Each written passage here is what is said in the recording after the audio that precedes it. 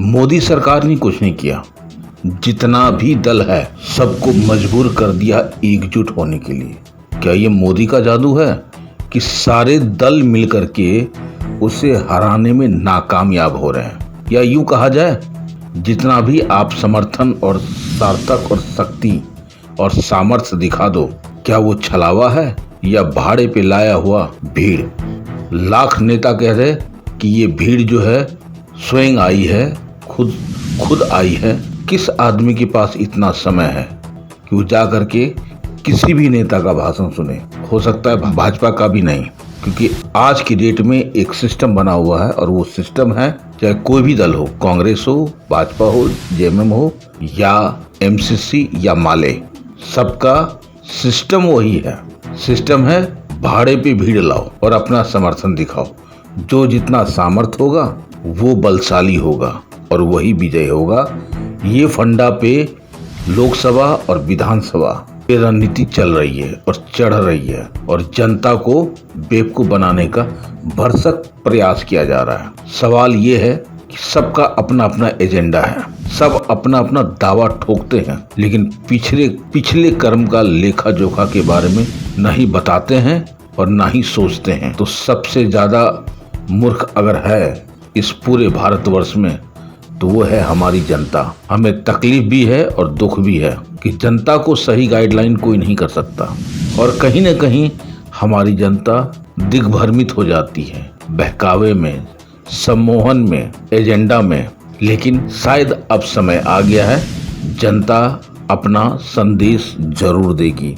2024 विधानसभा लोकसभा चुनाव में जनता अपना प्रत्यक्ष रूप जरूर दिखाएगी और रखेगी भी कि उसका वाकई में सही नेता कौन है। सभी दल अपना अपना दावा ठोक रहे हैं, लेकिन हकीकत में आकलन हमारी जनता को ही करना है। आइए देखते हैं एक रिपोर्ट हमारे संवाददाता योगेंद्र कुमार धनबाद से। इसे लेके चल रहे हैं, क्या 2024 में अपना कदम रखना चाह रहे हैं या सिर्फ दिखाना चाह रहे हैं?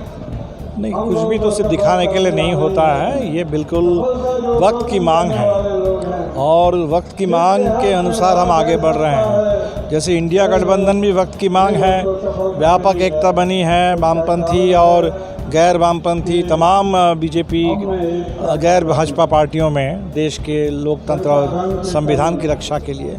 उसी तरह से झारखंड में जो भारतीय जनता पार्टी की कोशिश है, वोट डालो और राज करो, और उड़ीसा और छत्तीसगढ़ के साथ साथ झारखंड को भी कब्जा करके पूरे झारखंड के खनिज संपदा, झारखंड के संसाधन सब कुछ बर्बाद करके इसको अदानी के लिए झारखंड का इस्तेमाल करने की जो कोशिश है, इसको रोकना ज़रूरी है।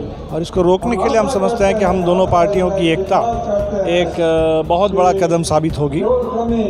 और इसी उम्मीद से इस एकता के लिए ना तो मासस के अंदर और माले के अंदर तो लोग बहुत दिनों से उम्मीद कर रहे थे, लेकिन हमने देखा कि बहुत सारे झारखंड आंदोलनकारी ताकतों में और पूरे देश में लोकतंत्र के लिए लड़ने वाली ताकतों में ये ख्वाहिश थी कि अगर ये एकता बने तो अच्छी बात होगी। और आज खुशी है कि एकता बन रही है और हमें लगता है कि जो कॉमरेड ए के राय का सपना था, जो कॉमरेड विनोद मिश्रा का सपना रहा है देश के वामपंथियों को एकजुट करने, उस दिशा में एक महत्वपूर्ण कदम है। क्या सर ये विधानसभा चुनाव अभी आगे बात करेंगे, अभी चुनाव आने दीजिए, चुनाव की पर अलग से बात करेंगे। सर अपना परिचय दीजिए। मैं दीपंकर, CPIML का जनरल सेक्रेटरी। अच्छा सर, अभी जो है आप लोग का इतना बड़ा जो रैली निकला है, ये जनता को दिखाने के लिए, एक विश्वास दिखाने के लिए, या फिर एक दूसरा संदेश है कि 2024 विधानसभा चुनाव में आप सबके साथ हैं या आपका एजेंडा अलग है? हमारा एजेंडा तो एक ही है। एजेंडा है देश को कॉरपोरेट लूट से बचाने का एजेंडा, देश के संविधान और लोकतंत्र को बचाने का एजेंडा, देश की खेती को बचाने का एजेंडा। और हम समझते हैं कि इस एजेंडे पर पूरी कम्युनिस्ट पार्टियां एक हैं और इंडिया गठबंधन भी एक है। और ये एकता का संदेश है कि आने वाले दिनों में इंडिया गठबंधन जो है भाजपा को नेस्तनाबूद करेगा, विधानसभा के चुनाव में भी और आने वाले लोकसभा के चुनाव में। यानी कि आप 100% जो है झारखंड गवर्नमेंट को सपोर्ट करने जा रहे हैं। देखिए, हम लोग सपोर्ट में तो है ही, लेकिन जो जनहित के मुद्दे हैं, अब आदिवासियों के, दलितों के जो सवाल हैं, छात्र बेरोजगारों के जो सवाल है, महिलाओं की मुक्ति की जो के सवाल हैं, हम उन सवालों को लेकर लोकसभा के अंदर, विधानसभा के अंदर और बाहर में लड़ते रहेंगे। और भाजपा के खिलाफ में हम निश्चित तौर पर इंडिया गठबंधन के जहां भी दलों की सरकार चल रही है, हम उसके समर्थन हैं। और एक सवाल और है सर, क्या इसमें यानी कि आप लोग को सीट भी चाहिए फिर जब आप समर्थन कर रहे हैं? बिल्कुल, आने वाले दिनों में बातचीत होगी, सब लोग मिल बैठकर बात करेंगे और निश्चित तौर पर हमें सम्मानजनक सीट चाहिए झारखंड के अंदर। धन्यवाद सर। अपना परिचय दीजिए सर। सुदामा प्रसाद, आरा सांसद, भाकपा माले। ये जो विधानसभा चुनाव के चलते इतना बड़ा रैली निकाल रहे हैं, या जनता को कोई संदेश देना चाह रहे हैं आप, और वो संदेश क्या है? देखिए, देश में एक तरफ सांप्रदायिक फासीवादी ताकतें, देश की कॉरपोरेट ताकतें सामंतवाद के साथ तालमेल कर रही हैं, और दूसरी तरफ यहाँ पर मजदूरों, किसानों का, आदिवासियों का, महिलाओं का एक बड़ा एकता रैली हो रहा है। तो ये देश में संविधान में वर्णित अधिकारों को रिक्लेम करने का समय है, और ये एकता ख़ास तौर से भाकपा माले की और एमसीसी की, जिसकी स्थापना महान कम्युनिस्ट नेता ए.के. राय ने की थी, उसकी एकता हिंदुस्तान के तमाम वामपंथी कतारों को प्रेरित करेगी। और इस एकता से जाहिर सी बात है, देश में एक नए विकल्प के निर्माण की शुरुआत होगी। यानी कि ये एकता का एक सीधा परिचय है कि आप लोग सभी लोग मिलकर के भाजपा के विरुद्ध कर रहे हैं। जाहिर सी बात है, भाजपा चूँकि देश में कंपनी राज लाना चाहती है, हम कंपनी राज एक बार ईस्ट इंडिया कंपनी के रूप में भोग चुके हैं, और हम उस समय अपने को गुलाम महसूस कर चुके हैं। दोबारा हम वो नौबत नहीं आने देंगे। देश में आज पर्यावरण का संकट है, आज पानी का संकट है, आज जलवायु का संकट है।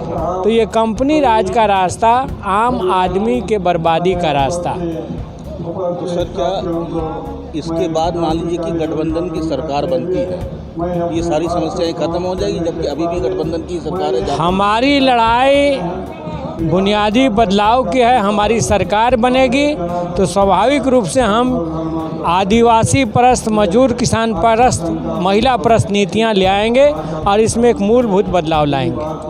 सर, अपना परिचय। राजा राम सिंह, सांसद, काराकाट।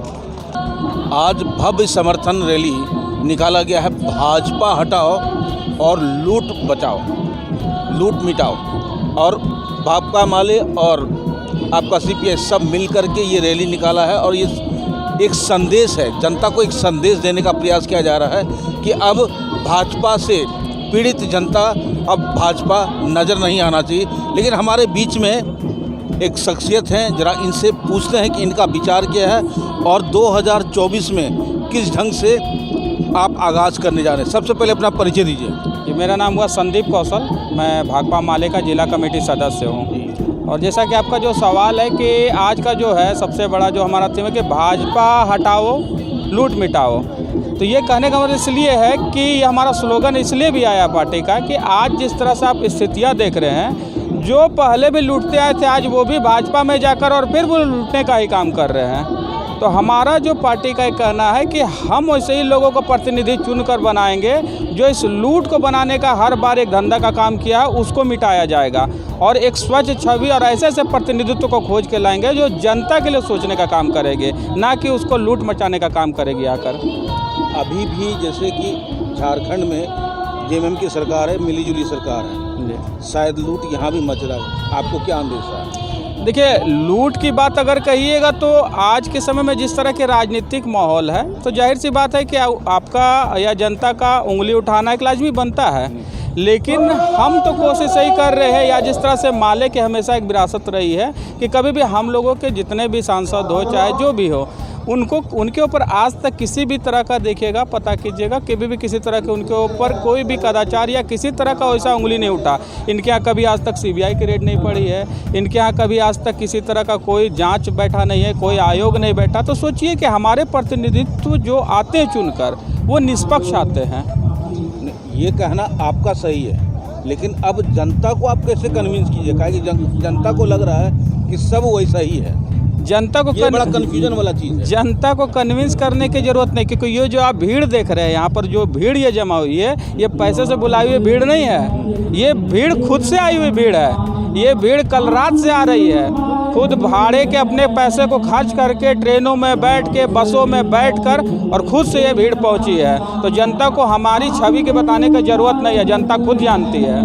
हम एक ऐसी शख्सियत की बात करते हैं जो समाज के लिए समर्पित हैं और वो दिन रात एक किए हुए रहते हैं। किसी भी तरह का परेशानी हो, समाज में सबसे पहले खड़े नज़र आते हैं और निपटारा करने का प्रयास करते हैं, आज तक करते आ रहे हैं। लेकिन अभी जो ये जो अपार भीड़ आप देख रहे हैं और जो जन सैलाब आपको नज़र आ रहा है, एक संदेश दिया जा रहा है झारखंड वासियों को 2024 विधानसभा चुनाव में।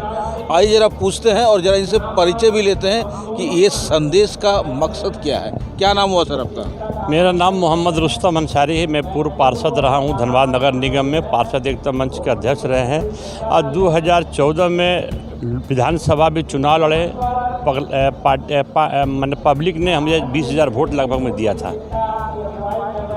और सर ये जो अभी जन सैलाब को जो इकट्ठा किया जा रहा है, इसके पीछे क्या मकसद है? देखिए, कम्युनिस्ट विचारधारा की दोनों पार्टियां हैं। मार्क्सिस्ट हम लोगों की पुरानी पार्टी है और आज हम लोग माले से भारतीय कम्युनिस्ट पार्टी माले में एक साथ विलय हो रहा है। एक्चुअली दोनों की सोच कम्युनिस्ट है। कम्युनिस्ट है क्या, पहले इसको जानना होगा। कम्युनिस्ट किसान, गरीब लोग, मजदूर, छोटा व्यापारी को मिला करके अपने हक की लड़ाई के लिए पार्टी है।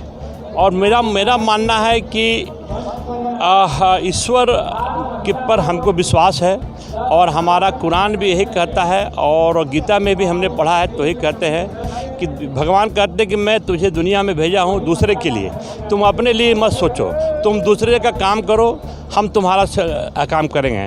तो देखिए, कम्युनिस्ट की विचारधारा लोगों की सेवा करना, और जब तक कम्युनिस्ट का क्या ताकत नहीं मिलता है तब तक गरीब जनता का भलाई नहीं हो सकता है। पूंजीपतियों की राज है, पूंजीपति की पार्टी है जो अभी इस समय सरकार में है, वो कभी गरीबों की भलाई नहीं सोच सकती है। तो हम लोगों का एक्चुअली विलय के कारण है कि दोनों का विचारधारा एक है और दोनों एक साथ सोच करके पब्लिक के बीच में जाएंगे। और निश्चित तौर पर यदि पब्लिक समझता है तो जिस दिन ये मैंने पार्टी लाल झंडा को यदि सरकार बनती है तो गरीबों का एकदम भलाई होना ही होना है, क्योंकि गरीब को साथ बैठ के काम होता है। तो इसीलिए इसको अलग अलग नहीं रह के एक करने की कोशिश हो रही है। एक सवाल पूछते हैं सर, इससे पहले मतलब लगभग 70 साल जो है कांग्रेस की सरकार रही है, वहाँ तो गरीबी दूर नहीं हुआ, और वेस्ट बंगाल में सीपीएम की सरकार रही है, क्या वहाँ गरीबी दूर हुआ?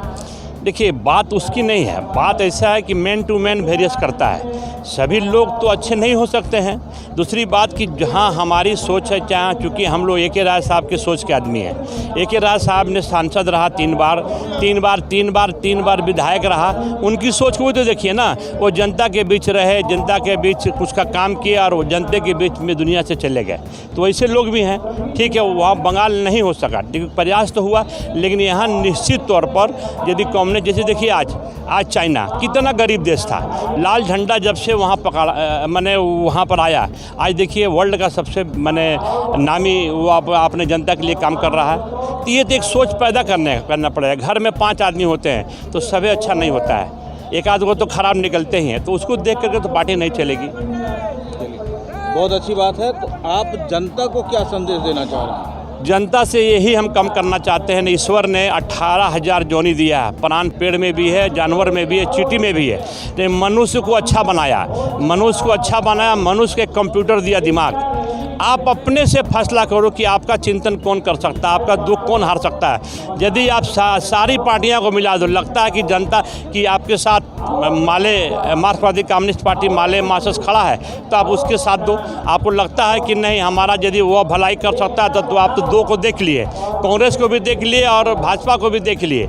आज आपको फिर से निश्चित करना है कि हमको आगे कौन ले जा सकता है। हम तो किसी के ये नहीं कहे कि आप ज़बरदस्ती आओ, लेकिन अपने मन में विचार करो कि हमको क्या करना है, किसी के बहकावे मत जाओ। दूसरी बात, इंडिया का एक दुर्भाग्य है, जब तक यहाँ पर पढ़े लिखे लोग सारे लोग नहीं हो जाते हैं, मेरा मानना उसका विकास नहीं होगा। बिल्कुल बिल्कुल सही बात। बहुत बहुत धन्यवाद आपका। मेल एक साथ हुई है और हम आशा करते हैं जो झारखंड में एक विकल्प जो कॉमरेड A.K. राय की जो सपना था, जो झारखंड लालखंड में एक दिन तब्दील होगा, उस दिशा में ये पहली कदम है।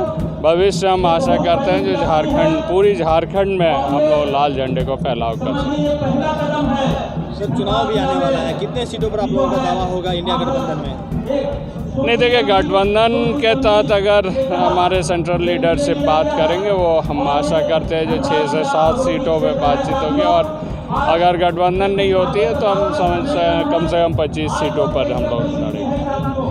भाजपा की जो नीति है उस पर क्या कहेंगे, क्योंकि अभी हाल ही में चंपई सोरेन ने भाजपा ज्वाइन कर लिया है, आपका क्या मानना है?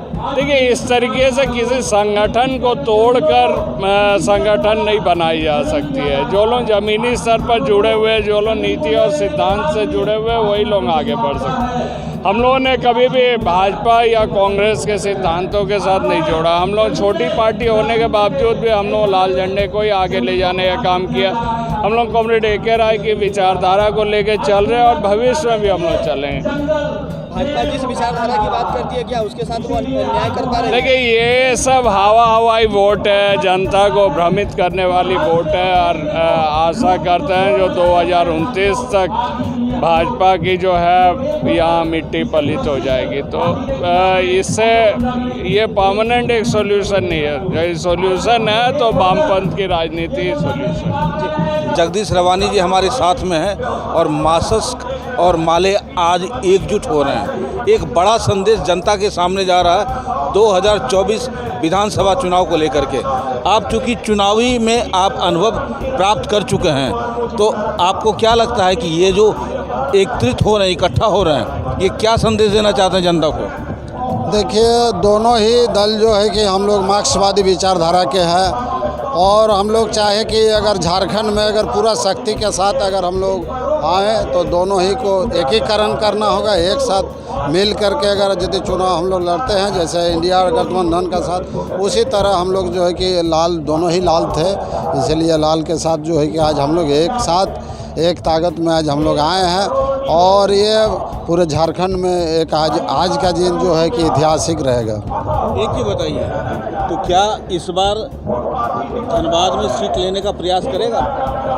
देखिए, ये तो पार्टी निर्णय करेगी और अभी समय है, समय आते ही फिर सामने आ जाएगा सारी बात खुल। क्या आप इसमें कूदना चाहेंगे इस जंग में, या साथ देना चाहेंगे? अभी हम लोग साथ में हैं। अभी फिर पार्टी जो बड़े बड़े नेता है, कैंडिडेट किसको किसको देते हैं, कहाँ कहाँ इंडिया गठबंधन के साथ हम लोग चुनाव लड़ेंगे, तो कहाँ कहाँ मिलेगा वो तो समय बताएगा।